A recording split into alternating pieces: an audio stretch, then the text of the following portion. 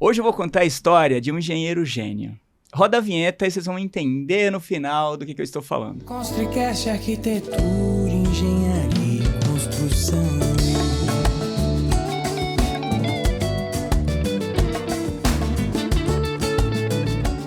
Sejam bem-vindos, está no ar mais um episódio do Construcast. Hoje eu recebo o engenheiro gênio, tá? Ele tem 3 faculdades, a gente vai conhecer um pouquinho aqui a história dele ao longo do nosso bate-papo. E esse episódio está um pouco diferente porque nós também temos a presença da Beatriz Pavel, que primeiro ela vai se apresentar e depois a gente vai conversar um pouquinho aqui com o nosso convidado para a gente ir aí ao longo do nosso bate-papo entendendo um pouco a história de cada um e como que a Beatriz entra nessa história de sucesso do Rafael. Beatriz, para iniciar nosso bate-papo, eu queria que você falasse um pouquinho da sua formação e depois eu vou pedir uma pausa para que a gente conheça um pouco a história do Rafael e aí a gente vai aí fazendo esse bate-papo. Então é importante que você fique até o final e detalhe, esse bate-papo ele vai ser dividido em 3 episódios, uma série de 3 episódios. Beatriz, seja bem-vinda ao nosso encontro aqui no Construcast. Muito bem, queria primeiro agradecer, né, e além de ser uma honra estar aqui no podcast, estar ao lado do Rafael, né, Rafa, contar um pouquinho nessa ponte que fizemos, mas enfim, eu estou formada aí há 32 anos, eu fiz psicologia, aí uma série de especializações, fiz psicopedagogia, fiz neuropsicologia, e sempre gostei da área da deficiência intelectual, e também sempre gostei da área de TDAH e de TEA, né, que hoje é o termo atualizado do transtorno do espectro do autismo. E aí eu falo que o universo vai direcionando, né, após essas especializações, foram chegando adultos com TEA e TDAH para eu avaliar, né, na avaliação neuropsicológica. E foi num crescendo, principalmente pós-pandemia, porque a pandemia acabou direcionando muito. As pessoas começaram a ficar mais próximas dentro de casa, por estar mais tempo juntas, as crianças também começaram a mãe perceber mais as coisas, e aí a partir daí os diagnósticos foram acontecendo, e muitas vezes a gente ouve, né, Rafa, que é modinha, e não é bem assim, né, e aí a partir daí, eu acredito por ter trabalhado no IJC, no Instituto João Clemente por 10 anos, acabou que eu tive um método mais específico para lidar e trabalhar com as pessoas com TDAH e com TEA. Né? E aí que surge, né, a ponte com o Rafael. Né? E agora, assim, eu vou até pedir desculpa já no início, que eu falo, né, pessoa autista, e você gentilmente me corrigiu, a gente está usando agora outro termo, né? Então, só para a gente deixar a nossa audiência... Enfim, já para ensinar a nossa audiência qual que é o termo correto, então, a gente não fala mais pessoa autista. Não, a gente está usando o TEA, o transtorno do espectro do autismo, ou o transtorno do espectro autista. Às vezes a gente até abrevia, fala autista, mas o termo correto é o transtorno do espectro do autismo, porque a gente está vendo cada vez mais que, inclusive, é muito questionável essa questão de nível 1, nível 2, nível 3, leve, moderado e grave, porque quem diz que a gente tem 3 níveis, né? Ou o TEA tem 3 níveis. Por isso que se fala desse símbolo, e antigamente era aquele símbolo do lacinho, depois do quebra-cabeça, mas o atualizado é um símbolo do infinito, porque por ser um espectro não tem fim, né? Então, a gente não pode limitar, então é isso que a gente está querendo cada vez mais. Quando a gente fala autismo, a gente está limitando. Quando a gente fala que é um espectro, a gente tem N possibilidades, não só das dificuldades, das características, mas das potencialidades também. Então, por isso que a gente está usando esse termo mais atualizado. Né? Agora, antes de eu falar com o Rafael, você assistiu a série The Good Doctor? Sim. O Good Doctor, ele tem o TEA, mas ele também tem uma outra síndrome. Síndrome, né, de Savant. Isso, a síndrome de Savant, que o TEA é a questão do espectro do autismo, e o Savant é como se fosse um indivíduo que tem uma inteligência mais do que acima da média. Então, é um gênio mesmo. Né? E agora eu vou te perguntar, já que eu abri esse episódio falando de genialidade, de gênio, eu poderia chamar o Rafael de Good Doctor da engenharia? tecnicamente pode, mas eu não sei se ele vai gostar muito não, né, Rafael? Né, eu acho que isso é um tema importante depois para se conversar, o quanto que às vezes essas palavras, elas acabam grudando e estigmatizando a pessoa, né? Então, muitas vezes se fala que o TEA é extremamente inteligente, né? A gente usava aquele termo Asperger antigamente. Tem que se tomar cuidado, porque você está falando com um termo carinhoso, mas às vezes as pessoas usam isso com um termo mais ofensivo, ou eles colocam de um jeito que a pessoa tem que ser daquela forma. Entendi que acaba exigindo demais da pessoa. Exatamente. Nem todos os TEAs têm uma inteligência acima da média, né, como um espectro. Então, a gente tem que tomar cuidado. Nem todos têm a sensibilidade auditiva, como o Rafael tem, a sensibilidade, né, à luz, instabilidade, às vezes, nessa questão das emoções, ou seletividade alimentar. Isso é uma flutuação. Então, quando a gente coloca, né, existe o pré-conceito, aí a gente limita muito. Então, eu digo que pode, carinhosamente, mas a gente tem que tomar cuidado para não limitar o olhar em relação àquela pessoa. Como que a gente tem essa percepção, né? Tudo bem, a gente pode dar um adjetivo, né, Rafael? Mas tem que tomar cuidado com o comportamento para que aquilo não pareça, tudo bem, eu estou chamando ele de gênio, e ele tem que resolver tal problema, ele tem que saber tal coisa. Acho que a gente tem que tomar esses cuidados. Ou também, de repente, chama gênio como uma coisa meio de que ele tem que cumprir aquelas, né, aqueles argumentos, ou aquelas situações, ou, se não fizer do jeito que é para fazer. Então, isso acaba, eu digo que também é um ônus e um bônus, né? Então, tem que se tomar muito cuidado em relação a isso. Então, mas, carinhosamente, pode. Então, tá bom. Então, vamos... Rafael, agora eu vou me dirigir a você. E eu queria aproveitar já, acho que gratidão também é um pouco do tema desse bate-papo de hoje. E, de antemão, eu queria agradecer ao amigo. Você lembra do amigo que me apresentou para você, Rafael? Foi o Felipe Lima, um queridinho da engenharia, né? Da patologia. E, inclusive, vocês têm uma troca muito grande nesse sentido. Eu gostaria já de abrir este episódio também agradecendo ao Felipe Lima, que também é um grande profissional da engenharia, um patologista incrível. Agora, Rafael, vamos conhecer um pouquinho da sua história. Eu sei que você não gosta muito de falar de você, mas Exatamente. a gente tem que contextualizar. Rafael, eu queria iniciar nosso bate-papo falando que você contasse um pouquinho aí da sua infância, né, de forma um pouco resumida, como a Beatriz sugeriu no início. Como que foi, assim, a sua infância até você chegar aí no processo na faculdade, que eu já adianto que você tem 3 faculdades, você vai falar quais são aqui pra gente. O começo de tudo é difícil, eu não sou tão fluido para falar de mim, mas vou tentar resumir. Eu sou filho de uma mãe solteira, criado pela avó, literalmente. A minha infância, eu acho que começa tudo com a minha mãe, eu dentro da barriga da minha mãe. O que ela passou, o tempo que ela demorou para descobrir que eu estava lá, o que ela passou enquanto eu estava dentro da barriga, basicamente eu morri e nasci de novo, com medicações erradas aí durante a gravidez, e basicamente tudo dizia que eu não estaria aqui da forma como estou, principalmente, pelo que minha mãe passou. Então, a minha mãe, ela acho que na minha infância, ela começa com a minha mãe, antes de tudo. E uma criança que a seletividade alimentar estava ali, até os 5 anos de idade. No começo, bebê, minha mãe dizia que eu comia frutas e várias coisas, mas nada verde. Isso é interessante.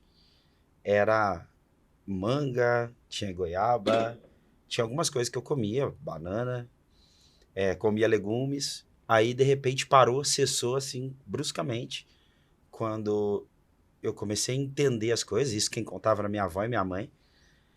E eu me lembro de algumas coisas da infância. Parece estranho, mas eu tenho essa lembrança. Eu lembro claramente.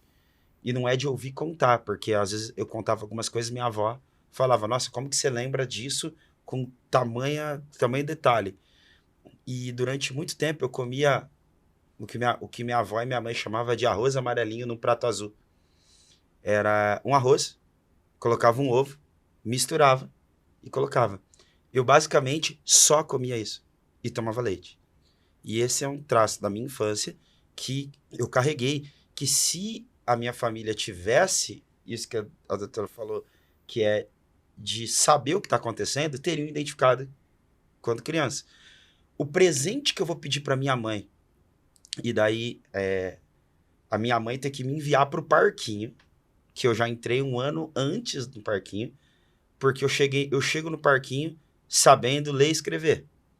Só que a minha avó tem até a 3ª série, a minha mãe não terminou o ensino fundamental, e daí quem que me ensinou a ler e escrever? E no aniversário de 3 anos eu peço um livro. Esse livro chama Casa Bem Assombrada. Só que eu vou andar com 2 anos e meio. Então com 3 anos eu toco flauta doce, canto com a minha avó no coral da igreja do meu avô, com o pessoal cantava a Ângela, o Paulo, etc. Na igreja São José, a matriz São José de Cravinhos. Eu tocava flauta no coreto. E assim, eu tocava mesmo, não era só soprar, não. Eu já identificava sons. E na época, minha mãe brincava com o mestre Marquinho, que tocava sax. Ele me lembra dessa época, nessa infância. E ali já começa a aparecer alguns traços. Algumas coisas que, se fosse hoje em dia, já identificaria. Eu vou pro parque e corrijo a professora no primeiro dia. Me devolvem para casa. A minha mãe tem que pendurar uma certidão de nascimento minha, porque falaram que eu era alto. Só que detalhe, a minha mãe tem 1,60 m, meu pai deve ter 1,58 m, ele disse que é 1,60 m, acho que é 1,58 m, e eu tenho 1,91 m. Já tem essa circunstância aí de diferença. E assim a minha infância começa a aparecer que eu não gosto daí de escrever. E eu começo a ser forçado a escrever. Daí eu começo a escrever a minha caligrafia, aí eu tenho que fazer, e daí vem o perfeccionismo, acredito eu, novinho. Então, 5 para 6 anos, eu já estou na primeira série, com 6 anos, e daí eu já pego caligrafia. E daí o meu caderno da 1ª à 3ª série vai para a Secretaria de Educação, minha mãe não tem. Minha mãe não tem os meus cadernos. Porque eu terminava muito rápido, e eu fui obrigado a fazer, a escrever.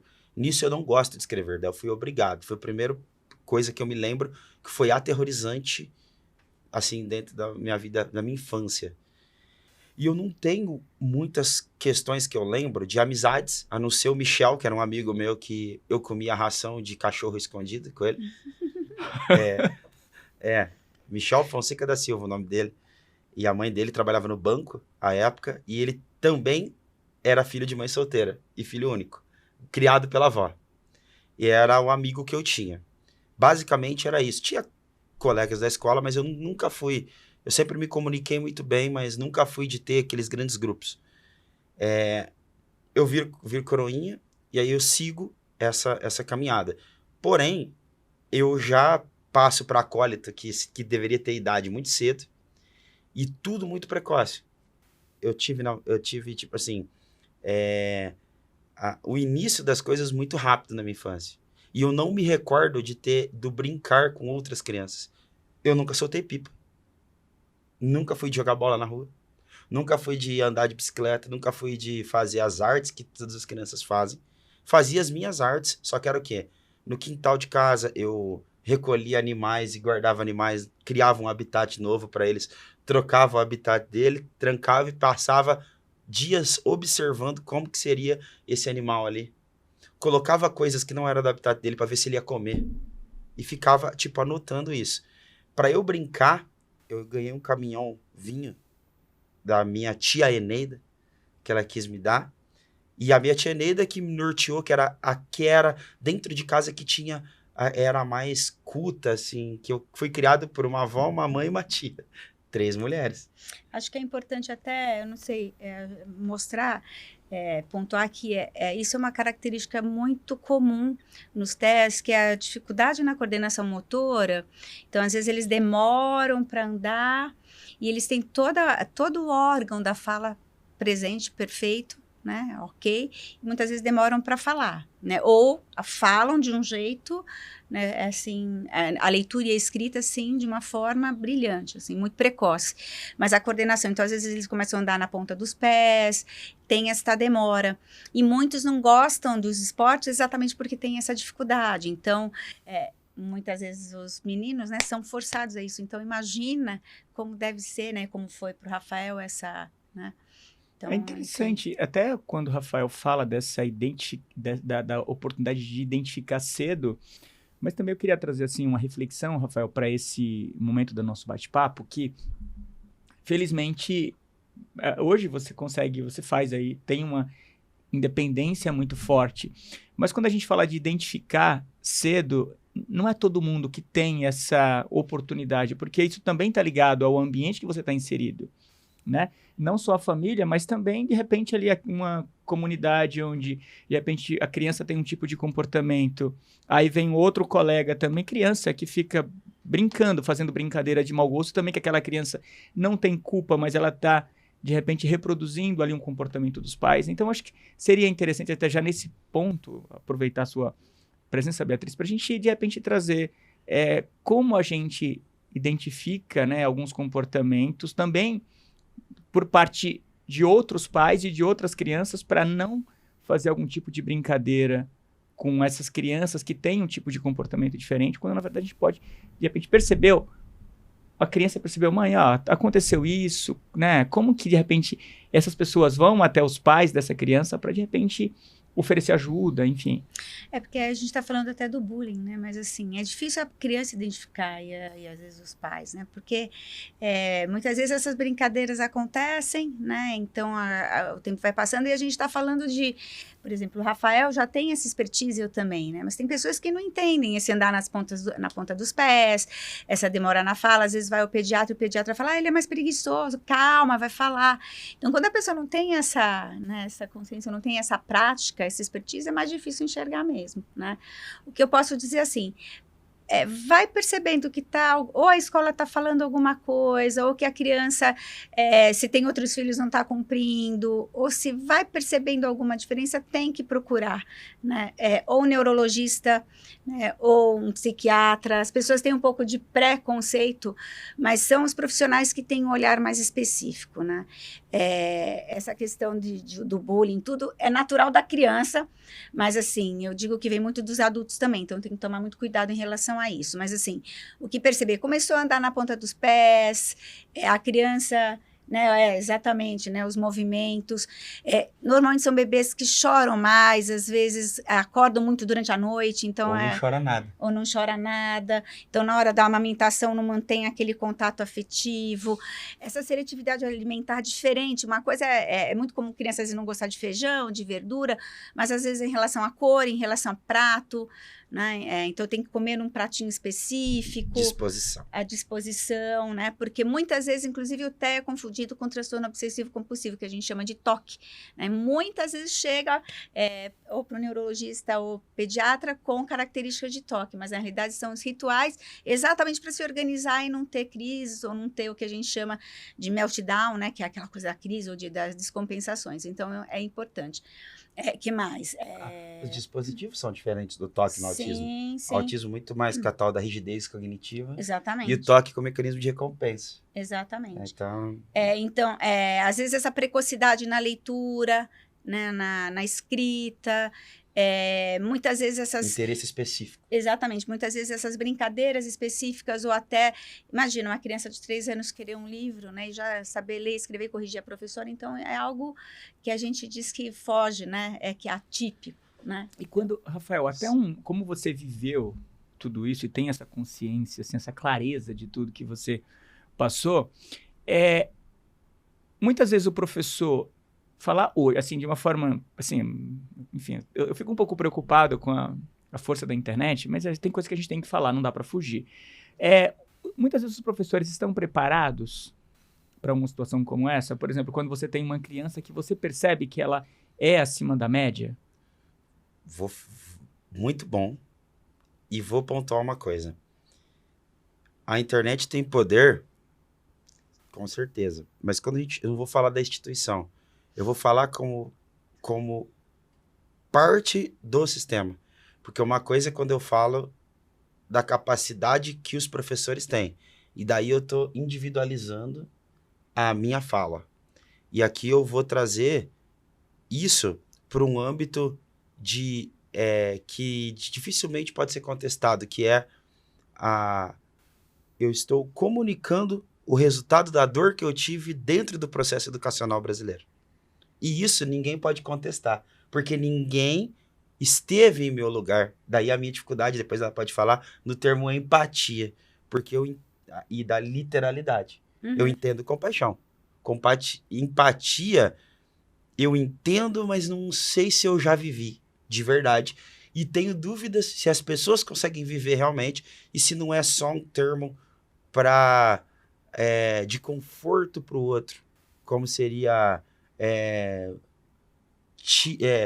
lhe empresto os meus sentimentos para que na falta dos seus seja confortante a sua perda, que é assim que eu entendo o tal do meus sentimentos no velório, que eu percebi que não é só eu de autista que odeia velório. Um monte de autista odeia velório. Eu odeio velório. E não é por conta do velório, é porque normalmente eu não estou adequado ao velório. No velório da minha avó, eu estava do lado de fora, e a minha avó, a pessoa, com certeza, sem sombra de dúvidas, a pessoa mais importante da minha vida. Com certeza, sem sombra de dúvidas. E ela, talvez, é a pessoa que eu vi nela muitos traços da minha avó, e não estou falando da minha avó questão de etariedade. Não estou falando de idade, estou falando de personalidade. Até porque eu acho que ela, eu já disse que ela é bonita, né? E parece a minha esposa. Então misturei vó com a esposa e aí ficou pronto. Ficou perfeita. A terapia perfeita. Que legal. Mas voltando ao tema, tá? Que eu não esqueci. Eu acho que o problema, ele tá anterior à sala de aula. O sistema de ensino. A gente não ensina as áreas correlacionadas. O autista, ele correlaciona as coisas. E a gente aprende as coisas... vamos lá. Você aprende separado. A história, tá? Da geografia, do português, da biologia, ok? Mas a história de algo biológico, vamos colocar lá, a gente viveu 3 extinções em massa. A última, 66 milhões de anos, que foi a dos dinossauros, um asteroide cai aqui.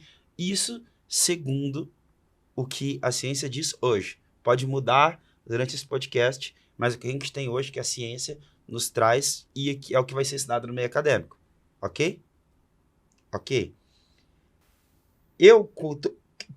Aí a pergunta eu faço a vocês, para iniciar o ponto de ignição da linha de raciocínio. Isso é história, biologia, geografia. Vou colocar só as 3, eu poderia colocar mais. Poderia colocar antropologia. Tá, mas vamos lá. Quando eu falo, de novo, nós tivemos 3 extinções em massa. A última, 66 milhões de anos, que foi a extinção dos dinossauros, quando um asteroide caiu na Terra. Eu estou falando de história, de geografia ou de biologia? Eu estou fazendo uma pergunta. Você tá falando das 3, eu penso. Perfeito. E por que você aprende cada uma sem fazer a correlação entre elas? Por que elas não estão relacionadas no sistema educacional? Porque quando eu olho para a disciplina ou para a essência que está sendo ensinada, ela é correlacionada, eu olho para os indivíduos como espelho do meu sistema de educação. Se eu olhar o autista como alguém que relaciona as coisas de uma maneira diferente, eu consigo entender o aluno autista. Porque na realidade o TEA, as coisas têm que ter lógica. Então, eles entendem a partir do momento que é lógica e também não gostam se não tem lógica. Então, quando a gente vê algumas descompensações, né, ou que não entende as emoções, então, quando chora muito num velório, por exemplo, não é que o autista não entenda os sentimentos, alguns têm mais dificuldade mesmo, mas tem outros que percebem quando você está triste, alegre, mas muitas vezes não tem a questão de regular a emoção e entender por que está chorando tanto, mas por que aquela pessoa está tão feliz? Né? Isso tem a ver porque não tem lógica, né? Assim como essa questão que ele está falando do ensino. Né? Eu fiz psicodrama e o Moreno fala um termo sobre a empatia, que é meio que arrancar-te-ei os meus olhos e colocarei no lugar dos teus. e arrancarei os teus olhos e colocarei no lugar dos meus. Né? Então, ele entende um pouco essa questão da empatia. Como é que a gente vai conseguir entender o outro se a gente não está dentro do outro? Eu acho que é um pouco isso. E, ao mesmo tempo, na sala de aula, a professora tem N personalidades, né? Tem crianças com neurodivergências que não só o TEA, que a gente, às vezes, tem questões emocionais acontecendo na casa dessa criança. Então, você fala da internet, eu acho que é importante, sim, questionar o sistema. Eu acho que essa questão seria muito mais gostoso para a criança entender a lógica do porquê que eu tenho que estudar história, matemática, geografia, tudo junto. Por que a gente tem que estudar em pedaços, depois a gente vai... Né? Enfim, eu acho que sim, eu acho que eu concordo. E, ao mesmo tempo, se tivesse uma lógica, né, ia ser muito mais gostoso aprender, né? Sim, enquanto ao mesmo tempo que você está aprendendo, só para colocar ao mesmo tempo que... Qual que é a dificuldade? A dificuldade é que a gente tem uma divisão de série etária, enquanto as pessoas não são iguais. A gente vai criar um indivíduo para se especializar e a gente generaliza situações que são empurradas. Mas ela tem que aprender isso? Tem. Mas a pergunta que se faz ela precisa aprender isso da maneira e na linearidade com que se tem hoje? Essa é a melhor maneira de se ensinar? Por que será que nós estamos obtendo êxito com as escolas em tempo integral, que elas relacionam matérias no período da manhã e à tarde elas fazem tarefas ou experimentos que correlacionam os aprendizados? Por que quando a gente vai para, por exemplo, a gente pega um especialista, por que você fala que quando eu ensino algo, isso está didaticamente, fica fácil de entender? Você falou de um aço que chegava a 700 MPa e ele conseguia ficar menor. Assim, e que a gente vai entrar nisso depois, mas por que ficou fácil de entender? Porque eu fiquei out of box. Eu saí da caixa da especificidade e usei do empréstimo para poder explicar alguma coisa. Você falou do Felipe. A gente estava na feira de patologia. Patologia é um termo de empréstimo da medicina. Acabamos de fazer exatamente isso que eu estou dizendo. A gente está aqui fazendo o quê? Correlacionando um comunicador, um neuroatípico, um outro neuroatípico, mas que me ajuda e que ajuda outros. Então, a gente está aqui fazendo exatamente isso. E isso vai ter no âmbito da comunicação, atinge variados grupos, como se fossem grupos matemáticos. Eu teria grupo A, grupo B e grupo C. Se eu ramifico esses grupos, não há intersecção entre eles. Mas quando eu relaciono essas áreas, olha que interessante, um comunicador vai ter contato com a neuropsicologia, que ele não teria se não houvesse essa intersecção. E vai ter contato com alguém que tem uma dificuldade. Você sabe qual a bolha que vai furar? Quando o pai engenheiro que está assistindo isso hoje, com o filho, ele vai ver que esse filho tem capacidade de ser aquilo que ele achou que talvez ele não fosse, porque alguém furou a bolha e chegou em algum lugar, mas chegou em algum lugar por conta de alguma coisa. E por conta do quê? Do espaço dado e, principalmente, do suporte ofertado da maneira correta. Porque não basta só fazer terapia. Eu tinha uma terapeuta antes dela. E nada contra a terapeuta, mas a linha, eu sou cognitivo. E o que isso afeta o meu comportamento? Então, ela entra com uma terapia que, através do meu cognitivo, muda meu comportamento. Porque se eu partir para uma terapia que tenta trabalhar algo em mim que seja os aspectos emocionais, e daí ela que vai estudar isso, vai estudar lá com ID, ego, superego, ele é tão abstrato na minha cabeça, na questão lógica, naquilo que a gente vai colocar. Ela falou do contato inicial, eu sei que... e aí a captação, o outro problema do autista, que ela me ensinou a tentar ajustar e eu acabei de captar isso.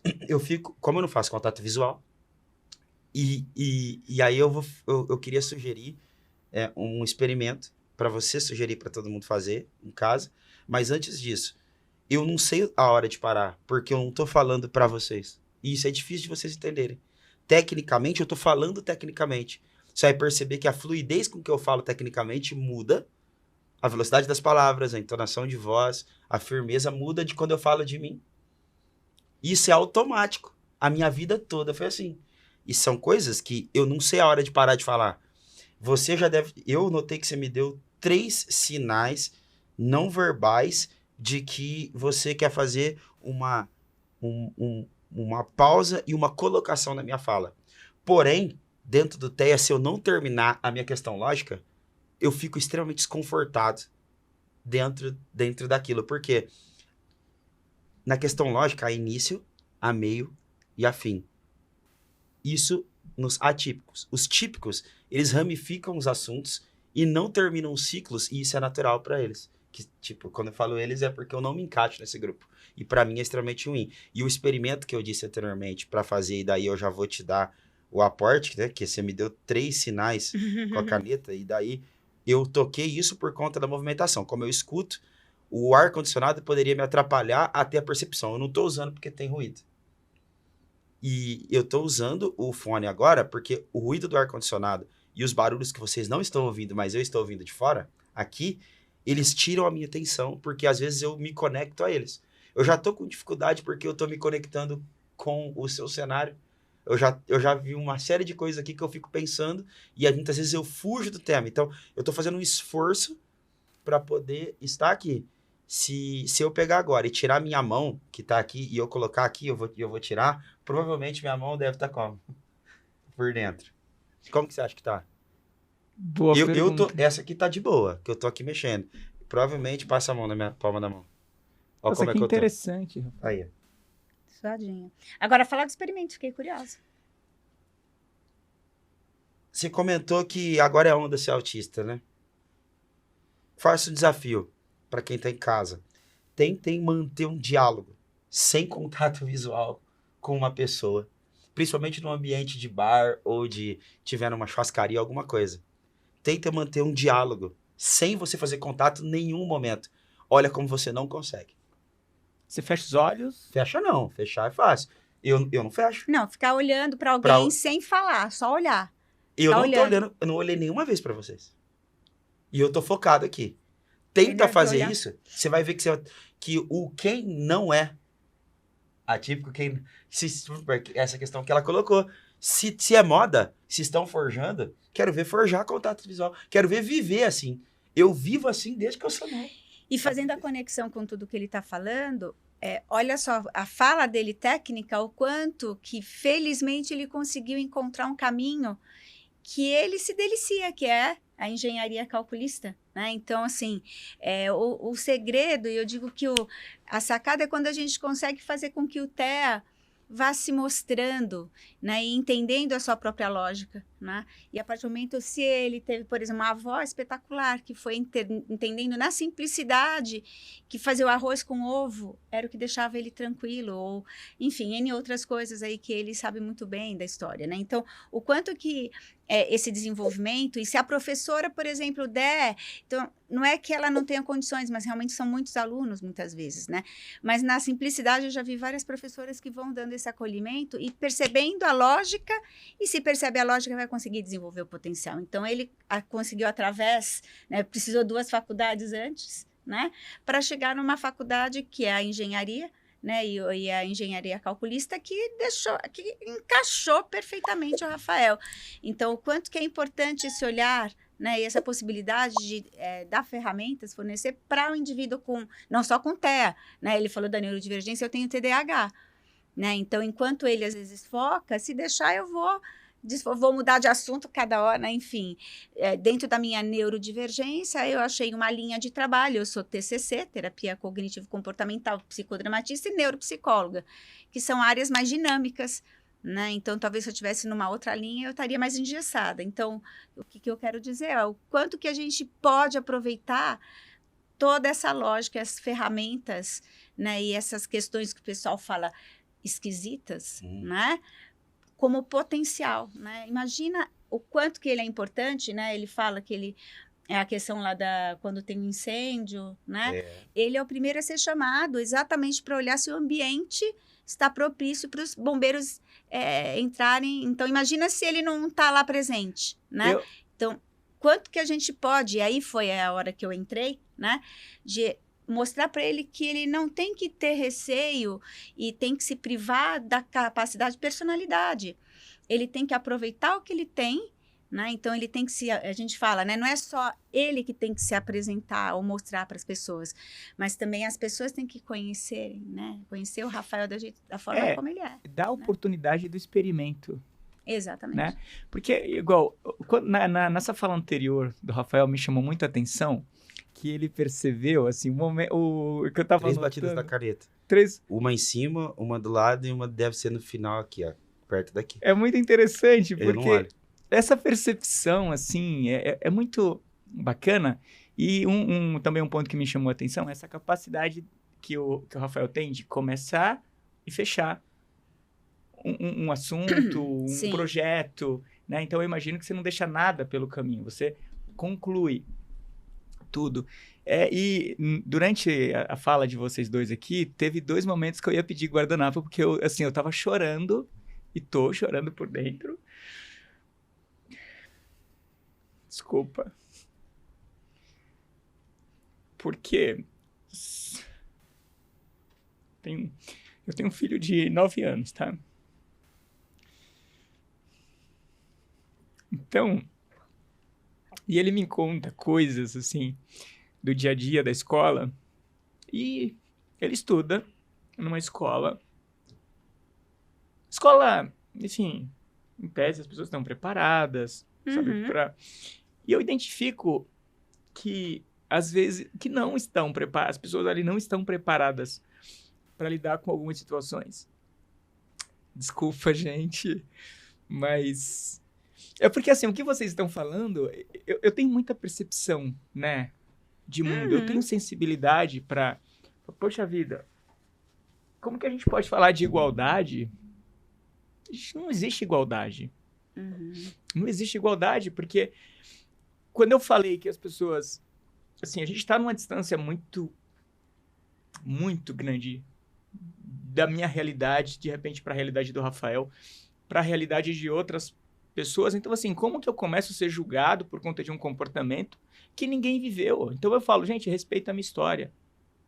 Tenta entender o porquê do meu comportamento, e aí a gente vai ter, de fato, um mundo melhor. Então, o que eu tô muito feliz com esse bate-papo, porque a história do Rafael aqui, assim, a minha história de vida é muito, muito, muito louca, assim. Só que eu fui tão massacrado, que ontem, num bate-papo que eu tava fazendo com uma convidada, assim, super bacana também, depois que terminou, a gente ficou conversando, falou, hoje eu não sou usuário de droga, eu sou um sobrevivente. Entende? Porque eu fui muito massacrado. E quando a gente fala da oportunidade que o Rafael teve, né, de encontrar também você, Beatriz, pelo caminho, eu vivo muito em canteiro de obra. E aí, nossa, olha o comportamento dessa pessoa, olha o comportamento dessa. Eu falei, poxa, mas por que você não aproveita isso? Esse comportamento dessa pessoa? Porque, ó, olha a habilidade que ele tem para fazer isso. Por que você não soma a sua dificuldade para a gente conseguir ter um resultado muito melhor? Então, eu acabei fugindo do assunto, desculpa. Mas eu acho que você está trazendo uma coisa que também a gente tem que entrar no equilíbrio, porque a professora, por exemplo, tem N crianças e ela tem que, que seguir algumas coisas, né? Assim como um curso, qualquer coisa. Então, como equilibrar, né, a individualidade com aquele saber, né? E ela não tem culpa. Eu digo que a gente tem um ensino, existe individualidade, claro, né?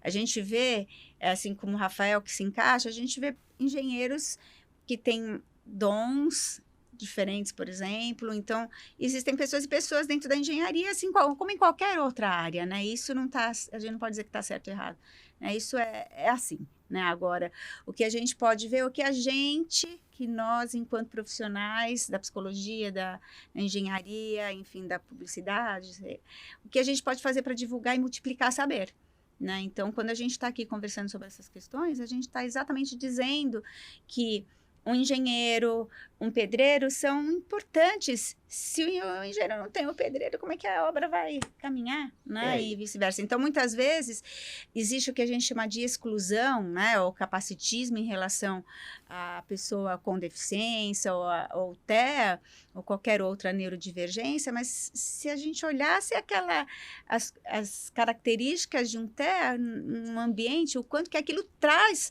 né? O hiperfoco, né? A lógica, a capacidade de olhar para algumas coisas que a gente não olha. Eu digo que seria perfeito se a gente tivesse uma neurodivergência, né, no local, né, porque ia ter um olhar totalmente diferenciado, né? A criatividade do TDAH, né, essa rapidez. E enfim. esse olhar que vocês... Essa conversa, assim, eu tô aqui assim... Eu tive uma funcionária que ela tem TDAH. E eu sinto muita falta dela, porque ela percebia coisas em mim que ninguém percebe. Aham. Então, eu vou cortar, acho que essas coisas depois, porque... Gente, Não, acho que não tem pode que deixar, cortar, então não. tá bom, então eu vou deixar ela... É extremamente perce- importante você trazer. Júlia, né? eu queria mandar um abraço pra você, porque assim, ela percebia, ela me chamava, ela percebia quando eu não tava bem. E ela percebia sentimentos dentro de mim que ninguém percebeu. E eu tinha funcionários também no grupo, né? Autista, e ela vinha e falava, Paulo, sabe tal pessoa? Faz dessa forma. Ah, Júlia, beleza. Sabe assim, e esse tipo de Sensibilidade. sensibilidade, eu acho sabe, eu falo, poxa vida, eu me sentia o tempo todo privilegiado por ter essas pessoas do meu lado, assim, me direcionando, sabe? Me corrigindo sobre os meus comportamentos. Eu acho que tudo isso a gente está dizendo também de multiplicar informação, né? Porque também não só são flores, né? Então, existem as pessoas que não têm as informações ou, né, não foram buscar a teoria, como que o Rafael falou que está estudando sobre TEA, né? Eu tenho a teoria prática, né? Mas isso a gente tem que ver que as pessoas também, nem todo mundo tem essa informação e a gente tem que respeitar, né? O que a gente tem que fazer também é informar, é trazer... Por né? isso que eu falei, né, dos julgamentos que eu vivi, Rafael, e assim, de verdade, eu fui muito massacrado e acho que as pessoas que trabalham comigo falam, Paulo, mas você é muito paciente, você tem muita paciência. Eu acho que eu já vivi, eu tenho 40 anos hoje, mas eu já vivi tantas coisas que eu não sei muito definir, Rafael, a diferença entre empatia, mas, sabe, essa coisa de se colocar no lugar do outro, assim, parece que eu tô o tempo todo me colocando no lugar do outro, e, inclusive a gente vai conversar depois, e é para você me ajudar com isso, porque também eu noto que as pessoas acabam abusando do meu coração, assim. A questão da empatia, a minha dificuldade é que essa questão do olhar, ele é bem subjetivo, ele não é objetivo. Você se coloca no lugar do outro, aí você tem que fazer muita... Pensa assim, ó, numa linha correta. Para você entender como eu me sinto, você teria que realmente estar dessa ótica. E quando você sai para estar na ótica, você deixa de estar ali. E você impacta naquilo que eu sou. A gente tem, só fazer um paralelo, física clássica e física quântica. Real. E a gente tem um problema com os termos. A empatia, daí eu entendo o termo que ela coloca.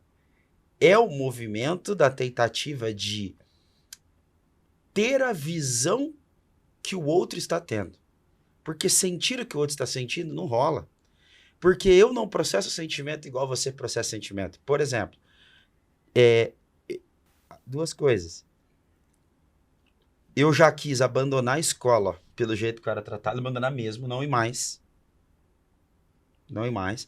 por conta de professor e por conta de aluno. A professora, que ela criou um critério que era excelente, satisfatório, excelente, satisfatório, não satisfatório E tinha mais um grau lá, vermelho, que eu até parei de... Já nem lembra, né? Eu tirei, excluí. O que é excelência? Para ela julgar como excelente. Ela passou essas regras. E eu trabalho com regras. Eu tenho dificuldades, mas se eu entender a regra daquilo, eu vou fazer aquilo. Ela colocou uma regra e depois ela colocou o olhar dela sobre um ou outro aluno. Uhum. Se ela estabeleceu uma regra, ela precisa seguir essa regra. Isso, pra mim, acabou comigo, e era português. Tá? Eu acho que ela não vai estar vendo, mas o nome dela era Jaqueline. Ela ficou pouco tempo. E ela não era uma má professora. Ela errou no critério comigo. Por quê? Não sei quando você fala de massacre. Eu queria abandonar a escola porque ela me deu uma nota amarela de satisfatório. E não excelente. Ah, lembrei. Excelente, plenamente satisfatório, satisfatório E não e não satisfatório. Vocês lembram dessa época? Sim, inclusive eu fiz tudo isso. Eu tirava muito NS, cara. Ah lá, você lembra? Só que pra mim, eu não sei como é, na verdade eu não sei como é quando você recebe uma nota que não é boa. Pra mim, é massacrante.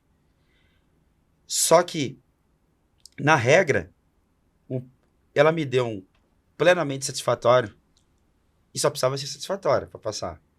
Ela me deu um plenamente satisfatório. Pera aí, vamos lá. Se eu consigo, o que tá pleno, eu consigo colocar mais? Não. Se eu tô satisfazendo, o que se espera, o que está feito, se está bem feito, está satisfeito. Se não há espaço para melhoria naquilo que está satisfeito, qual a diferença do plenamente para satisfeito para excelente? Se eu faço aquilo e eu excedo, é isso? Precisa estar claro. Mas isso no sistema educacional está correto? É justo? Porque qual é o objetivo do sistema educacional? Deveria ser apresentar, porque a gente não fechou a pergunta ainda da educação, por isso que eu não consegui sair dela. Tá. Dentro da educação, dentro daquilo que eu tinha comentado antes, do modelo, o que é excelente? Me dá um exemplo. O que é uma excelência? É aquele aluno que mais te apetece como você como professor? É aquele ao qual você tem coisas que no teu subconsciente ela tem traços que lembram a tua família e daí você tem uma conexão que você não sabe explicar e daí volta o tema da inteligência artificial que a gente falava antes. A inteligência artificial não é inteligência, porque ela nunca vai simular a quantidade de variáveis da comunicação emocional, por exemplo, e do equilíbrio emocional. Como que ela, por exemplo, um ser humano, e aí até brinco com isso, eu participei dos grupos lá de desenvolvimento quando foi sair da inteligência artificial, que mandava as perguntas do que você faria para o carro ser autônomo, por exemplo. O carro tá indo aqui. Daí tem um velho, beleza? E tem uma mulher com um carrinho de criança e um casal de velhinhos. Um em cada faixa. O carro é autônomo. Esse carro, ele não toma decisão. Você diz para ele o que ele vai fazer quando tiver aquilo. Tá entendendo como que não é inteligência? Vocês acham ainda que é uma inteligência? Quando ela faz, tem um banco de dados. Se você encontrar, é if or else. No final das contas é isso. Ou é isso, ou é aquilo. Você vai matar quem? O velhinho ou a outra? Eu pergunto para vocês. Qual é a resposta de vocês questionar? Você quer que eu me comprometa, Rafael? Eu vou me comprometer. Não vamos colocar como se isso fosse uma resposta pessoal. Acho que é para cada um pensar. Hipotética. Isso aqui é reflexão. Mas vamos subir o tema. E daí você vai entender como o autista pensa, que é a questão do trem, lembra? Do questionário. que eu fiz, que você me ajudou, que eu depois acho que aquilo é bom de você falar. 96 de inteligência matemática, lógica espacial e 4 de autoconhecimento, você lembra dessa? Sim, sim. E assim, Era aí da que pós-graduação. entrou, né? Quando você fala como é que foi a trajetória para ele chegar, né? E a gente tem todo o processo Deixa eu educacional só aí fazer dele. assim, Aham. ó, gente, quem tá ouvindo pelas plataformas de áudio é importante a presença da Beatriz aqui, porque o Rafael é muito grato a ela, tá só reforçando. Então Uhum. agora ela vai falar como ela entra na vida do Rafael. Ele ainda vai comentar, mas assim, eu acho que tá para fazer as conexões, exatamente para.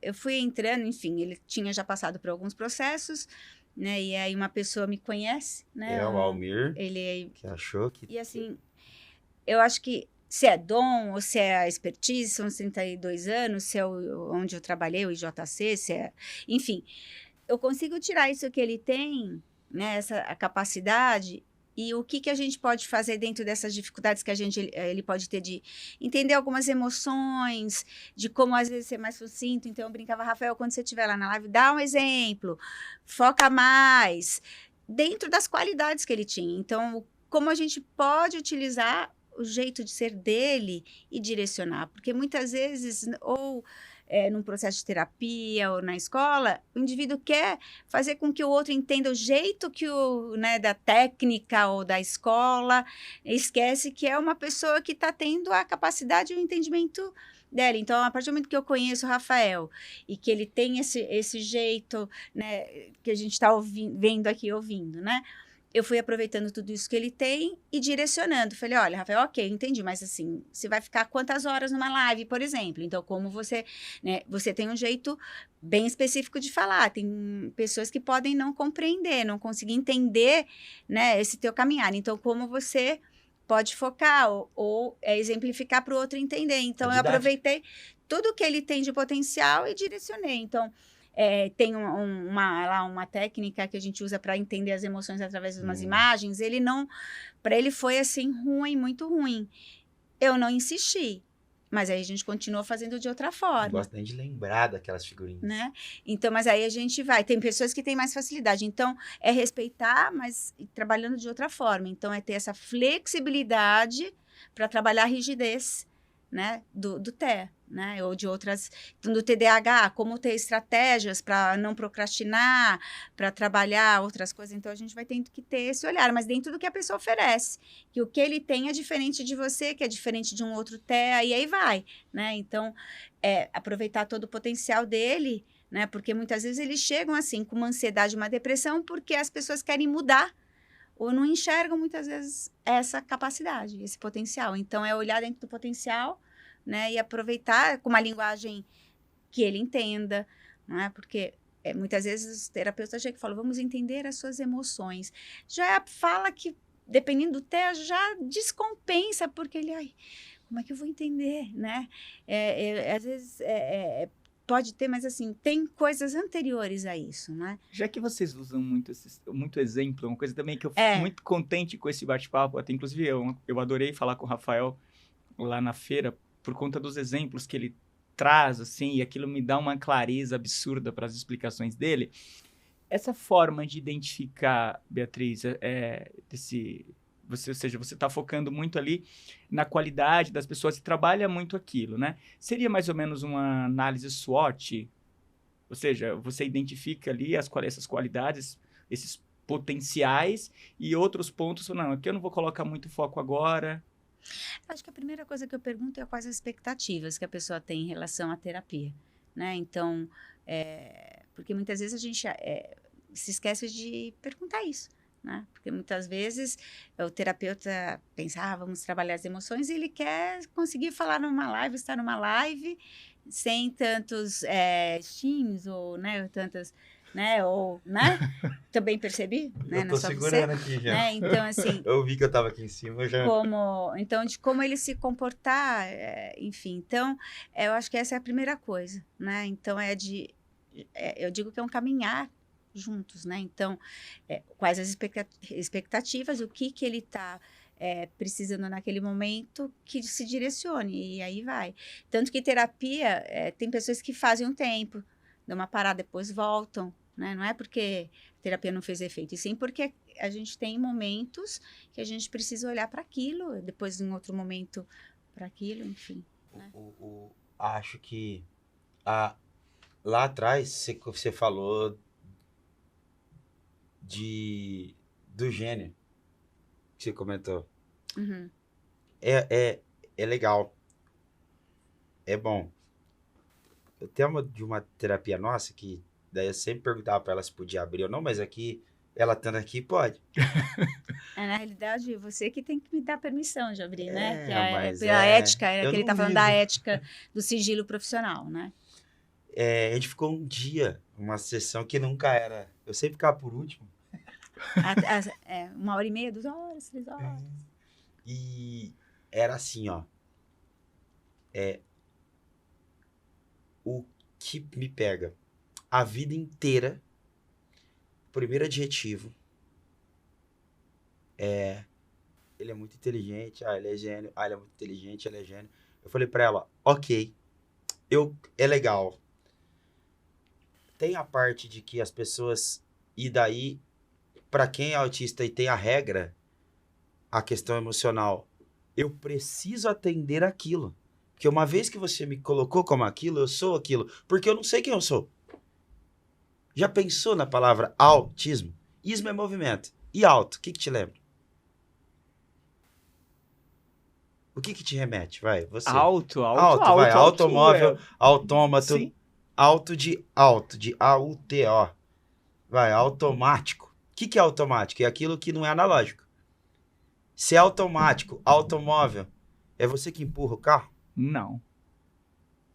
O autômato, ele precisa ou ele faz? Ele faz. O que é automático, você tem que dar um comando ou ele é automático? Ele faz. Você dá o comando. O movimento, autismo.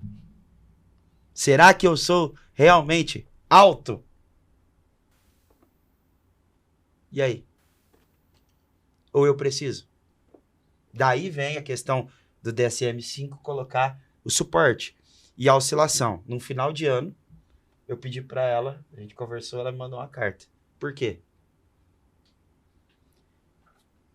E aqui, isso não é vergonha para mim, mas aconteceram algumas coisas que daí eu tive que...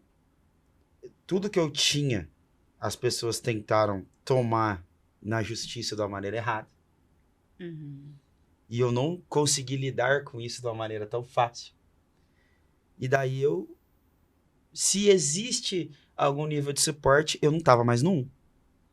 Vamos para as realidades. Tô na cama, eu não controlava mais a minha necessidade fisiológica. Esse mesmo cara que tá aqui. Estamos falando de 2 anos e pouquinho. Tá? Para entender, né, até para o público, né?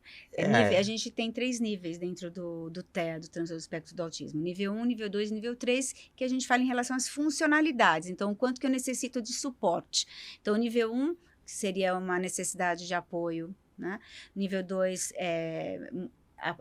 certo apoio, e o nível 3 é que eu até questiono tanto esses níveis que até o nível 2 é muito apoio e o 3 é apoio substancial. Então, são aqueles indivíduos que precisam realmente de um suporte, muitas vezes não fala, por exemplo, precisa de um acompanhante a todo momento.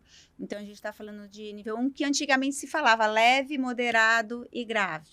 Né? Então, hoje se fala nível 1, nível 2, nível 3 de suporte. Porque a gente pode ter o TEA com transtorno do aprendizado intelectual, que é o termo novo em relação à deficiência intelectual. Então, a gente está usando um termo mais novo ainda.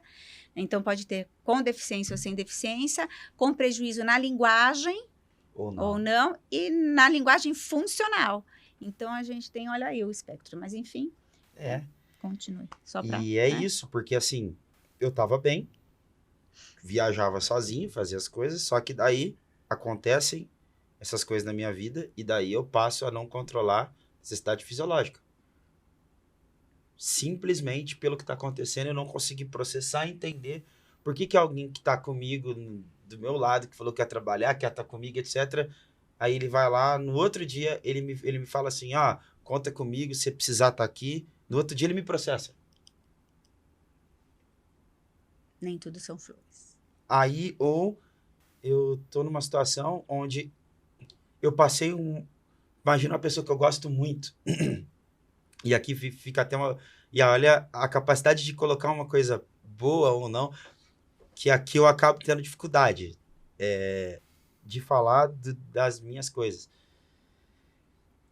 Imagina uma pessoa que você gosta muito, daí ela te resumir, e como eu sou literal, por exemplo, imagina assim, o que que eu faço, o que realmente eu faço? Poxa vida, eu já construí casa com a minha própria mão, eu já montei gerador, eu já programei, eu já fui um cara de tributária, já mexia com, tipo, muitas telas ao mesmo tempo. Eu trabalhei na Nestlé há 11 anos, praticamente.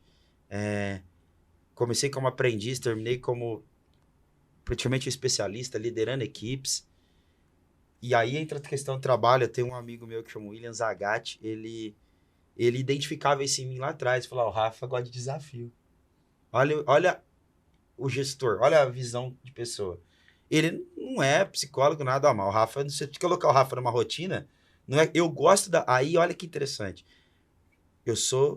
Eu gosto das coisas organizadas e planejadas, mas eu não gosto das coisas repetitivas sem desafio. Não é difícil de entender? Pô, ele gosta da mesma roupa. Você vai ver que eu tô, na maioria das vezes, com a mesma roupa, do mesmo fone. Ele gosta do Lakers, não é outro time. Ele gosta do Corinthians, não é outro time. Ele não gosta de verde. Ele é isso e aquilo outro. Ok. Porém, se você der para ele todo dia, para ele fechar 30 unidades todo mês, que tem o mesmo problema tributário lá na Nestlé, ele faz o primeiro mês, faz o segundo, quer mudar tudo no terceiro, pega todos os erros, todas as coisas. No quarto, se não mudar e não alterar aquela rotina, eu não tenho mais interesse em fazer, porque se tornou fácil. E só fazendo um complemento, isso acontece em outras neurodivergências. No TDAH, por exemplo, a gente fala transtorno de déficit de atenção e hiperatividade. Né? Eu tenho TDAH, então tenho déficit de atenção, mas quando eu hiperfoco, então se eu quero, por exemplo, achar um fone novo para o Rafael, eu vou ficar o dia inteiro. Às vezes eu deixo tudo que eu tenho para fazer, essa que é a questão do TDAH. Eu procrastino outras coisas, né? Para achar o fone. Então, assim, esse cuidado que você falou do gênio, que a gente tem que ter, porque a gente acha que o déficit de atenção vai ter desatenção em tudo, e não necessariamente. Assim como... né? No caso da Júlia, aproveitando a sua fala, Rafael, a Júlia, ela pegava assim, ela tinha o desafio, ela pegava o desafio de fazer uma animação de um lettering para facilitar o processo, o trabalho da equipe. Chegava isso na quinta-feira, por exemplo, se ela não terminasse, ela levava aquilo para casa. Na sexta não resolveu, ela levava. No final de semana, mas ela falava, no domingo ela mandava mensagem, resolvi. Tá aqui. Agora, o que ela fazia com outras coisas, eu não sei. Exatamente, é isso que eu ia falar. Às vezes as outras coisas ficavam pendentes, né? Então, aí que a estratégia no TDAH é como conseguir fazer com que equilibre. Assim como no TDAH, no TEA, é como fazer com que ele pegue todas essas lógicas e traga para a parte mais das emoções e das habilidades sociais. Porque outra coisa importante, para a gente considerar TEA, prejuízo em habilidades sociais e padrões restritos e repetitivos de comportamento. Então, isso é outra coisa. A gente não pode ter uma coisa isolada. Então, por isso que às vezes tem os STEAMs, que são esses movimentos, e tem a habilidade social nessa dificuldade, assim como no TDAH. Então, a gente tem a desatenção, né? A criatividade. Então, é importante a gente olhar para essas coisas. E neurodesenvolvimento, ou seja, tem que vir desde a infância, né? Então, é importante. Sim. Desculpa te cortar. Não. Tem muito a ver, porque quando a gente olha para isso dessa forma, a gente passa a perceber o quê? E aqui acho que ficou nítida a questão que eu falei do mecanismo de recompensa, você viu? Ela tem TDAH, aí olhando para o cérebro, pô, o que aconteceu? Córtex pré-frontal dela, aí tem, tipo, a gente tem entre duas orelhas, imagina assim, vocês conseguem imaginar? Só pra vocês entenderem, quando eu falo de... Rapidinho, né? Só para eles entenderem, acho que é melhor. Dá um exemplo, né, Rafa? Quando fala dopamina, ele chama de hormônio da expectativa, na verdade... grande parte dele é o mecanismo da recompensa, e córtex pré-frontal não é essencial para nossa vida. Então, daí ele vai fazer o quê? Se você perdeu o córtex pré-frontal, você perdeu o quê? Questões sociais. Então, a maioria das vezes, as pessoas que têm alterações do córtex pré-frontal. E aí, olha que interessante. Quando você vai na farmácia, você olha aquele medicamento. Normalmente os medicamentos são supressores desses receptores ou mexem nesses receptores. E aí receptores de alguns hormônios específicos. Dopamina, noradrenalina e vários outros.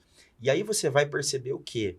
Que a gente, quando a gente olha para o autista em si, você vai ter uma questão da dopamina, que é a expectativa. Vamos lá.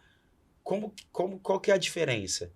Ela vai deixar de fazer, ela vai procrastinar porque ela hiperfoca. Eu vou procrastinar porque não me desafia, não me traz, eu não me interesso. Olha, a procrastinação. Se a gente olhar para a engenharia patológica, a manifestação patológica, ou seja, a manifestação daquilo, qual é a manifestação? A procrastinação. Agora, qual é a causa daquilo?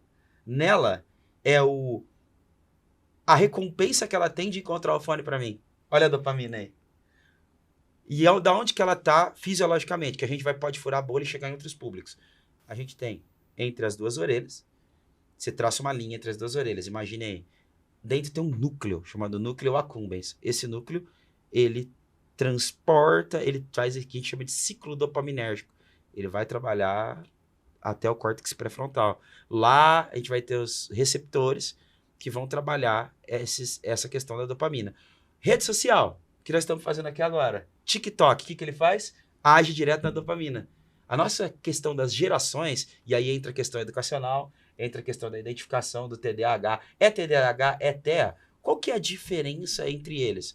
Como que eu vou identificar dentro das manifestações, que é o que ela disse? Precisa ter, ela tem lá no DSM-5, 3 coisas que essa pessoa precisa ter prioritariamente.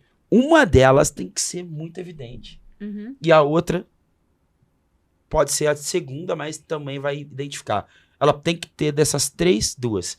Depois tem mais 5 situações que ele precisa ter, tipo, 2 prioritariamente, mais uma, e 2 pode não ter. E ela tem 3 níveis onde ela vai pegar e vai montar, tipo, um mapinha dessa pessoa. Ah, o Rafael, por que o Rafael é autista? E aí o Dr. Caio Barba Cassiela, né, que foi o primeiro. Excelente psiquiatra. Ele chegou em mim quando ele começou a conversar comigo, acho que depois ele falou com você, ele virou e falou assim, você tem uma aderência Ele conversou com a minha esposa, conversou com a minha mãe e conversou comigo. Quando ele pegou desde a minha infância a questão, ele ficou 6 anos comendo arroz amarelinho no mesmo prato. A minha avó identificou isso, tirou tudo que era verde de perto de mim, e aí minha família inteira, até hoje, na verdade, profissionalmente, eu entro numa reunião, quando eu começo a perder os meus gatilhos, ou seja, nos gatilhos não, as minhas proteções, eu vou perdendo as camadas de acordo com o que vai passando o tempo socialmente, vai ficando evidente, eu começo a reunião como higiene e termino como esquisito. Isso aconteceu esse ano, várias vezes. Começo a reunião como higiene e termino como esquisito. Só que o gênio fica, mas... Por exemplo, chega o Johnny lá, que tá na indústria, a gente tava em Teixeira de Freitas, chegou um investidor lá com a equipe de engenharia dele, vamos conversar. Beleza. O cara começou assim, nossa, esse cara é inteligente, nossa, como é que você sabe disso, como é que você sabe daquilo, aquilo outro? E o papo foi rolando muito e começaram a divagar o tema, a ser algo que vocês chamam de jogar a conversa fora. Eu não sirvo para isso. Começou a jogar a conversa fora naquela conversa, eu comecei a ir pra Nárnia, literalmente. É isso que vocês usam o termo, né? Uhum. Eu saí, fui pro mundo lá, né? E pro meu mundo, e até tem a frase do Fantástico Mundo, da lista do País das Maravilhas, né? Que eu uso muito, que é assim, como que eu colocaria isso? Já leu? Já. Então, lembra daquela parte quando ela cai no mundo lá, tem o gato, e daí ela tá perdida, tá no mundo das maravilhas. É uma maravilha ser um gênio, né? Porém, nesse mundo das maravilhas, será que eu sei para onde eu quero ir? Com tudo isso que eu tenho de potencial? Porque se eu tiver potência sem direção, do que serve? Então, para quem não sabe para onde vai, qualquer caminho serve. E nesses caminhos, eu flertei com suicídio. Nesses caminhos, minha mãe perdeu dente em crise minha. Nesse caminho, o meu quarto foi destruído 6 vezes. Nesse caminho, eu arranquei o volante do meu carro numa crise. Nesse caminho, eu agredi policiais. Nesse caminho, eu era tido como uma pessoa inconstante dentro da Nestlé ao final do meu processo, porque me colocaram dentro de uma baia. E eu nunca trabalhei bem dentro de uma baia. Eu trabalhava bem numa sala isolada, tudo fechado, com o ar torado no 16, na minha cabeça. E eu sempre comi muito. Desculpa. Imagina. Deixa enquanto ele toma, eu acho que é importante essas coisas até, porque descompensam mesmo, né? E aí eu lembrei, enquanto você estava falando isso, de uma outra pessoa que eu atendia, que faz faculdade e ajuda muito a mãe em casa. Já tinha um diagnóstico de TEA e quando veio para terapia, exatamente porque estava num processo depressivo, de muita ansiedade. E o que eu fui percebendo? Que ela queria dar conta de tudo no mesmo dia, então ela não se conhecia, né?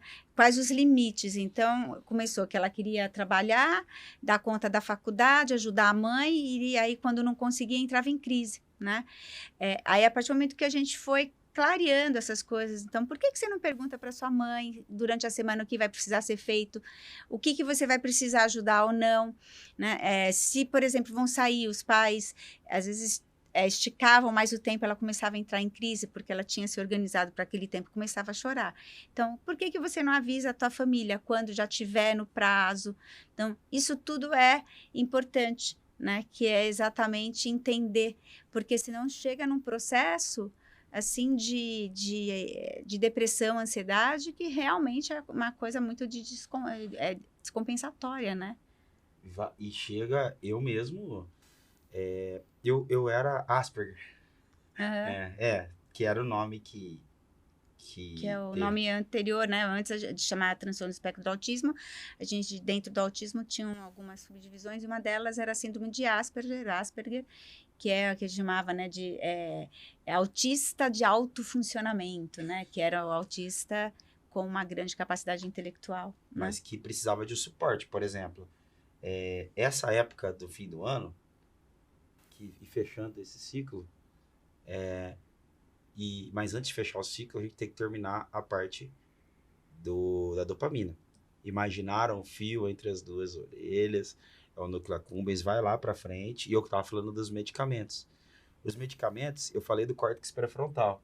E um medicamento com muita aderência, que se utiliza, que aí ele é basicamente um vasodilatador, mas ele atua principalmente no córtex pré-frontal. O nome dele comercial, vocês imaginam qual é? Ela acho que sabe, não pode deixar ela falar. Você imagina qual é? E aí, Bia, com você. Se é do córtex pré-frontal, o nome dele é frontal, que é o Aprazolam, que muita gente utiliza. Por quê? Justamente no córtex pré-frontal. Aí tem outros medicamentos que vão trabalhar nesses neurotransmissores que são importantes para a gente utilizar. Por exemplo, eu utilizo uma medicação que é para diminuir essas STINGs, que são essas coisas que eu fico fazendo, né? Que é aripiprazol, que eu utilizo. Já tive canabidiol também, que é normalmente quando está mais agressivo. Daí a gente tem, voltado mais para a área da Bia, mas a gente existe em nós o sistema ainda do canabidioide. E daí, como estimular ele? Aí eu não estou falando das duas substâncias, né? Do THC e do CBD. Estou falando do CBD, não daquele que pode causar uma alucinação ou algo para trazer uma recreação. Estou falando aqui dessas questões. E por que eu fui para essa área do medicamento? Porque tão importante quanto a terapia é a medicação. E daí sim, a Bia começou tudo a questão da psiquiatria. E ela disse o seguinte, eu estava olhando ali pro alto, ela falou o seguinte, importante é procurar um neurologista ou psiquiatra, e as pessoas tendem a ter um preconceito, lembra? Logo no início. Eu estava olhando bem ali e eu recordo exatamente dessa fala sua. Aí eu estou voltando ela para a gente fechar aquele ciclo inicial da importância dele na minha vida. Quando o Dr. Caio chegou e ele, não esqueça, eu estava num Airbnb e estava com a Thalita e a gente estava ali tratando e ele deu um sorriso. E ele falou, poxa, que a aderência é alta e você tem uma série de coisas, não sei, ele deve ter comentado com você, uma série de coisas voltadas a isso, e aí ele entra com a medicação. Normalmente, quando eu entrei, eu passei por todos acho que, os diagnósticos. O médico anterior a ele, lá quando eu era adolescente, eu fiquei muitos anos, que foi o cara que virou pra mim e falou assim, olha, já testei de tudo, agora você precisa para um especialista, o nome dele é Dr. José Maurício Golfeto Iacozzi. Assim, literalmente eu lembro todos os nomes dessa forma. Dr. José Maurício, ele passou por tudo. Ele já tentou a transtorno de pânico, que era síndrome do pânico. Eu comecei diagnóstico com síndrome e terminei com transtorno. Aí, agorafobia. Nossa, vai O que é agorafobia? Assim, de forma bem que eu fiquei curioso, assim. Ó, vamos lá. Fobia é medo. Sim. Agora é... Agora, momento. Entendi. Medo de lugar, medo de muita gente. Então, assim, existe... Pânico, né? Agorafobia, exatamente. Agora, porque, quando você fala de depressão, olha o empréstimo. Como que eu entendi depressão? Vamos lá, pega a tua vida. E não vou olhar para o âmbito clínico ou teórico da coisa, mas para quem tá leigo em casa. Depressão faz parte do autismo em algum momento, como uma manifestação patológica. E muitas vezes é identificado o autista só na parte quando ele está deprimido. E daí ele é diagnosticado com depressão. Vou só conectar as áreas, tá? Quando ele entra com depressão, normalmente se entra com um medicamento chamado sertralina. E sertralina, que é o que está na rede pública. Sertralina não é tão legal para quem está no TEA. Tá? Aqui, tá. Então, para quem está no TEA, o interessante não seria ele. Talvez o succinato de desvenlafaxina monohidratada seja mais ok. Porque tem menos efeitos colaterais. Porque o TEA, voltando à frase dela, na segunda resposta que ela deu, que foi, muitas vezes o TEA tem que ter a linha lógica. Na hora que ela pegou, falou, explicando, Rafael, ele precisa ter linha lógica. Se não fizer sentido, por que ter? Então, vamos lá. Se eu estou tomando um medicamento e ele me gera muita contraindicação, e eu estou percebendo que ele está me gerando muito ônus, eu tenho muito problema quando eu uso ele, por que eu continuo usando ele? E daí a interrupção. Esses medicamentos, para eles acontecerem, eles precisam de 180 dias. E extremamente importante falar que ele toma isso com o Dr. Caio ou um médico que, né, então, por mais sábio que ele seja, que ele conhece muito, né, é até importante deixar claro que ele tem um médico que acompanha, né, porque tem que ver os efeitos colaterais, né, então, por mais que a gente conheça, né, então, enfim, qualquer pessoa tomar esse cuidado, né, porque a automedicação... Não pode. Não, é porque o que serve para uma pessoa não serve para outra, a dosagem. E também existem, por exemplo, algumas medicações para o TEA dão efeito rebote, nossa, então tem que tomar muito cuidado. Tem que ser também uma pessoa estudiosa, é importante isso, né? Com certeza, porque vai se atualizando, né? Sim. E aí, você vê assim que quando eu tirei o succinato, aí eu fiz, eu tô falando porque eu passei por isso. Quando eu tava lá com a sertralina e com outras coisas, por exemplo, com outras medicações, elas alteravam uma coisa que acho que muito autista tem também, que é a questão do descontrole do intestino. E aí, as pesquisas, e a gente precisa estar sempre atualizado, por quê? A gente sabe que a parte que a gente tem digestiva e intestino, a gente tem ali um outro... A gente toma decisão. Vocês já ouviram falar disso? Uhum. A gente toma decisão. A gente não tem... Então, assim, tá muito conectado com o nosso sistema neurológico. Então, a gente precisa tomar cuidado, porque qual que é a relação do autista? Como é que você acha que eu penso quando eu cheguei nela e falei assim, Bia, tô aqui, ok. O que é borboletas no estômago? Lembra dessa? Uhum. Quando alguém te falou borboletas no estômago, vamos colocar o traço real para eu fechar a parte dos medicamentos, a parte da dopamina, do mecanismo de recompensa, e a gente finalizar esse assunto. Quando alguém te falou assim, como você soube, quem te explicou que você estava apaixonado quando você era adolescente? Acho que a gente percebe, né? Eu não. Quem descobriu que você estava apaixonado? Então. Às vezes ele chora, ele já chorou.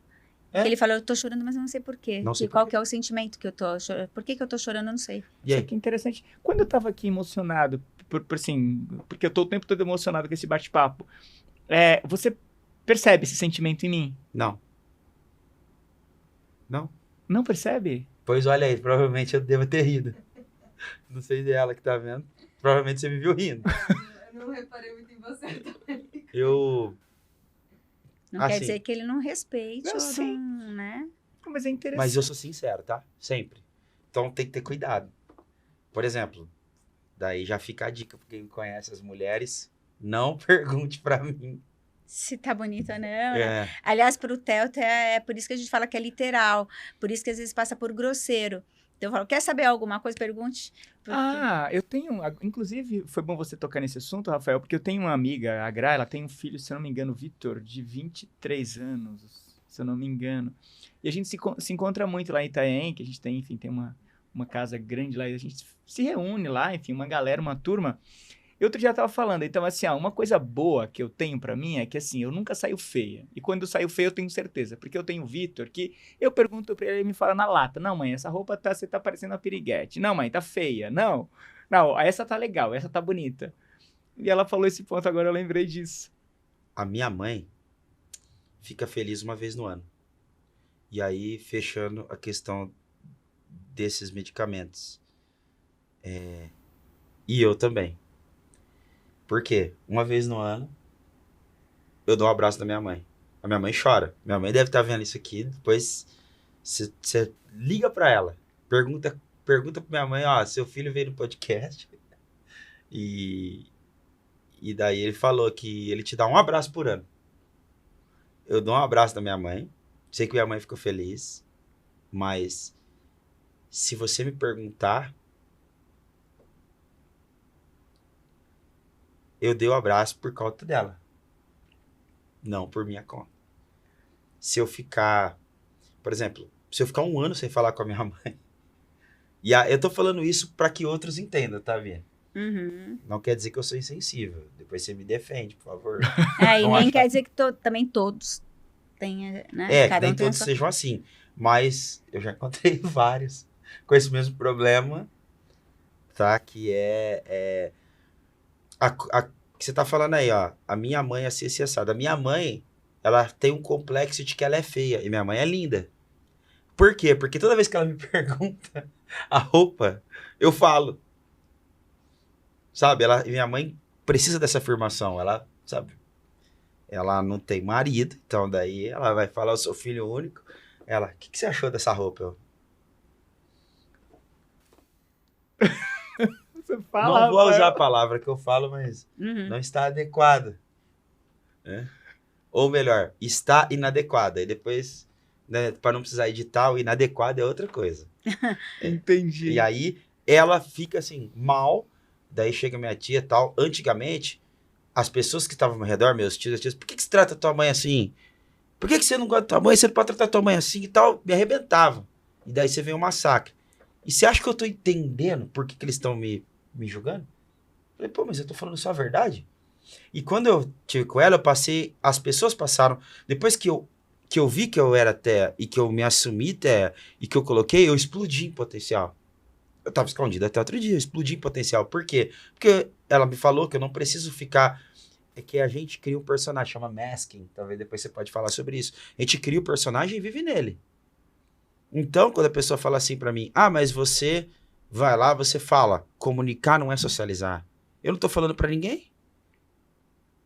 Normalmente a pessoa vem aqui, provavelmente a pessoa conhece você é hipercomunicativo, eu acompanhei teu trabalho, eu gosto do teu trabalho, gostei de você. Dentro do network, você acha que eu sou bom de network? Eu sequer te amei. Pergunta pro Felipe, eu tô lá, membro. Pergunta pra ele se eu procuro.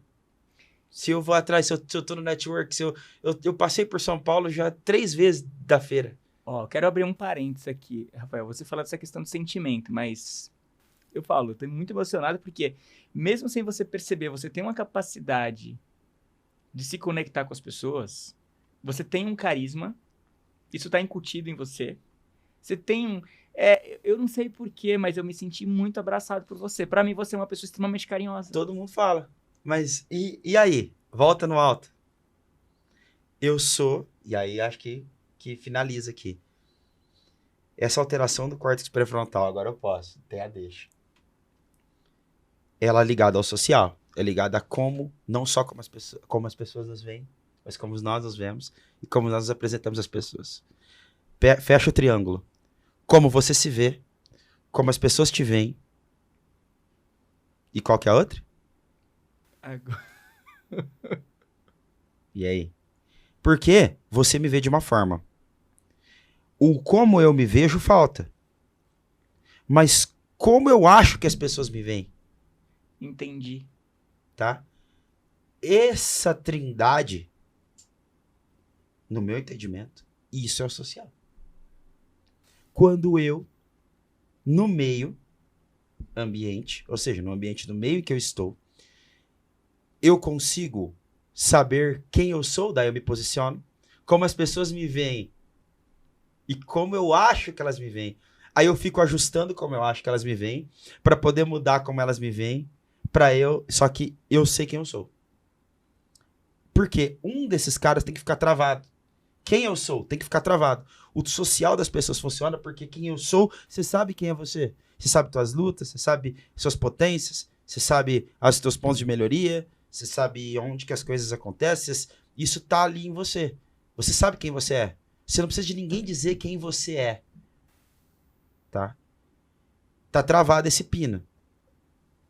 Como as pessoas te veem é impactado pela forma como você acha que as pessoas te veem.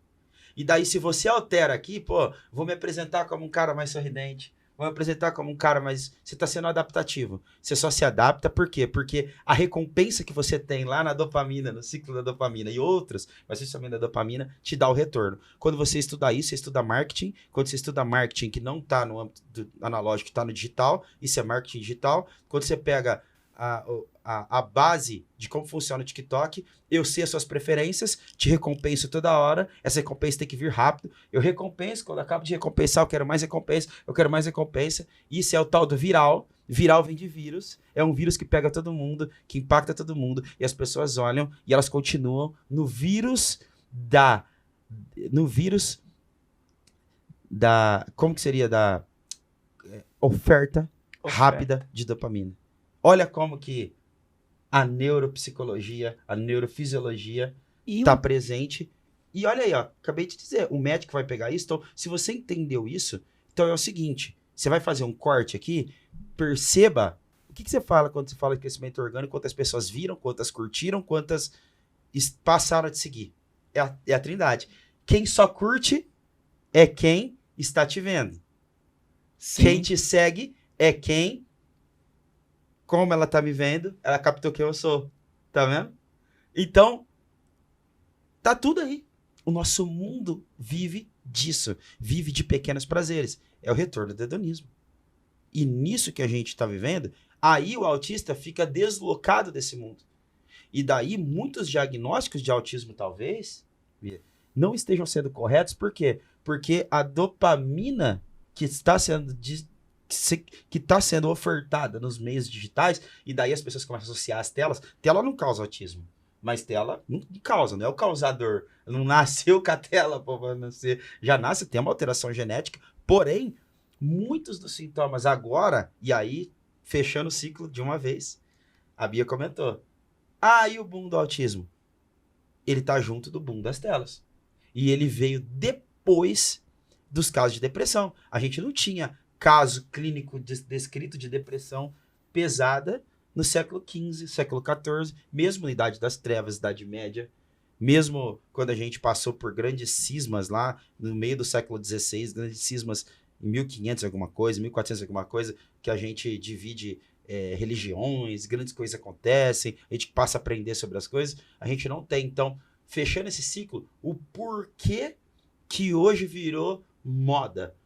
Porque o autismo, no sentido das suas atribuições, teve visibilidade, porque agora todo mundo tem um aparelho na sua frente e ele se filma, e pessoas profissionais competentes como a Bia identificam esses padrões que são justamente desencadeados, porque ele tem um problema que está ligado ao córtex pré-frontal, tá ligado à dopamina. E quando essas pessoas chegam e se apresentam no meio digital, porque é muito mais fácil, no meio digital eu não tô socializando, gente, eu tô comunicando. É muito simples. É muito mais fácil para mim estar aqui. Então, quando eu consigo no Masking simular ou criar uma realidade virtual na minha cabeça, a minha Matrix, a minha pílula vermelha é quando eu subo na palestra, é quando eu vou pro podcast, é agora. Eu falo pra ela que a minha maior mentira é o meu sorriso, eu tô sempre sorrindo. E quem eu sou? Eu sou aquilo que você disse. Eu sou aquilo que você disse. A minha maior maldição é a minha maior bênção. Você me disse que eu sou carinhoso, que eu abraço, que eu sou legal. Eu fico extremamente feliz. Extremamente feliz.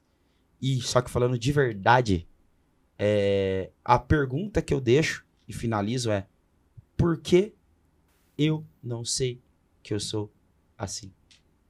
Isso é ser autista. Isso está no terra. Eu não sei quem eu sou. E isso me traz uma série de coisas. E uma série de manifestações. Essas manifestações me dão um diagnóstico. Por que eu não sei quem eu sou?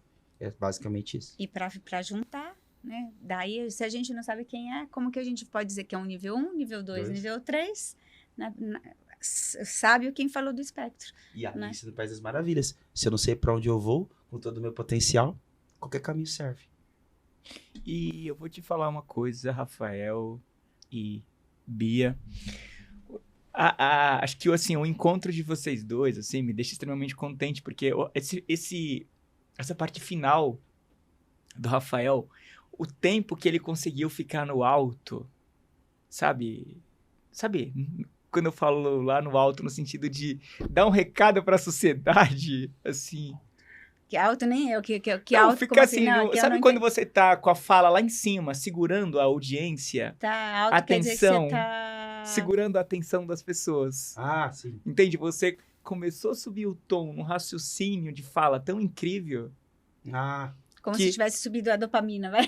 Subiu. Entendi. Você tá feliz lá em cima e dando recado para nossa audiência, dando recado para as pessoas. Você falou da importância das telas.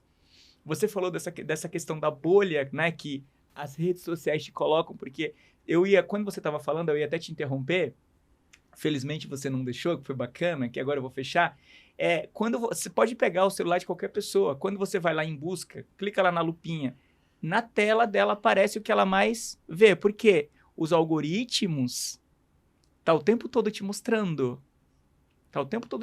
Então, inclusive...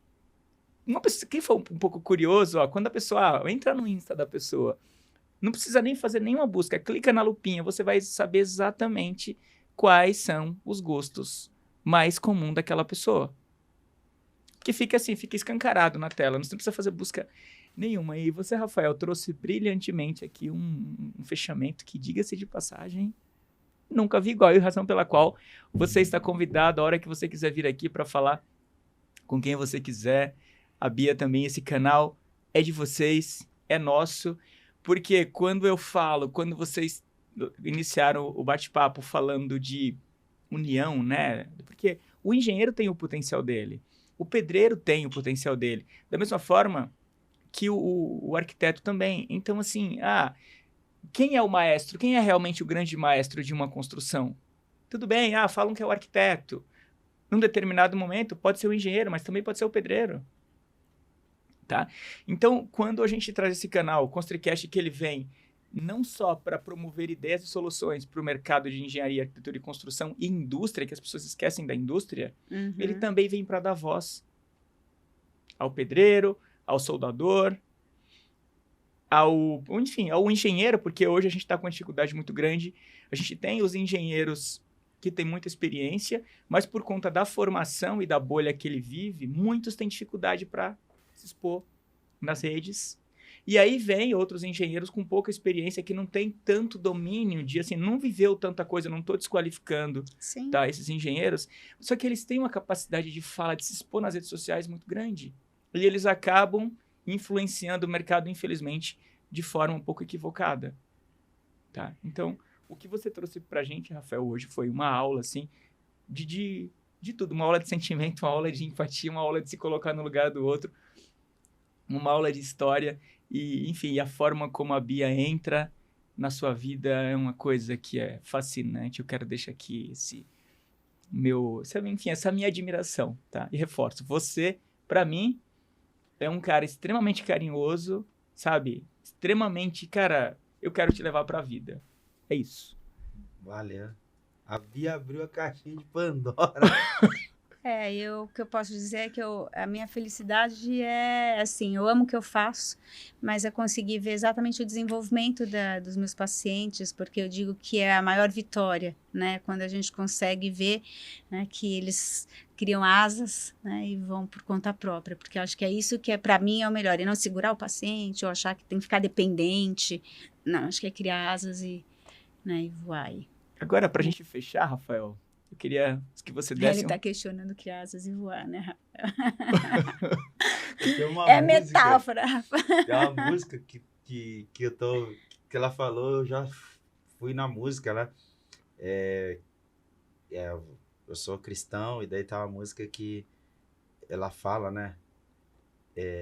Ela fala assim, que me dá forças para ser um vencedor nas asas do Senhor. Vocês não têm noção. O que eu vi a primeira vez? Imagina um senhor. O senhor é uma pessoa mais velha. Com asas, né? Com asas. Ele tava me vendo com asas agora Aí também. depois ela colocou... no primeiro momento, eu vou desarmando, né? Daí a literalidade, vocês estão falando, parece que você falou alto. Você tá no alto. Ele olhou, alto. A primeira coisa que veio na minha cabeça é alto. Alto. Alto. Montanha, tirolesa. Eu falei, você tá no alto? Eu comecei a buscar na minha fala se eu tinha falado alguma coisa de que eu tava... Falei, será que eu... Enfim. Rafael, pra gente encerrar esse episódio com a Beatriz, eu queria que você deixasse um recado para as pessoas, na verdade, para a sociedade, como as pessoas devem olhar para outras pessoas, independente se elas são autistas, né? Se elas tem o termo TEA, tá? Ou qualquer outro tipo, enfim. De neurodivergência. Repete.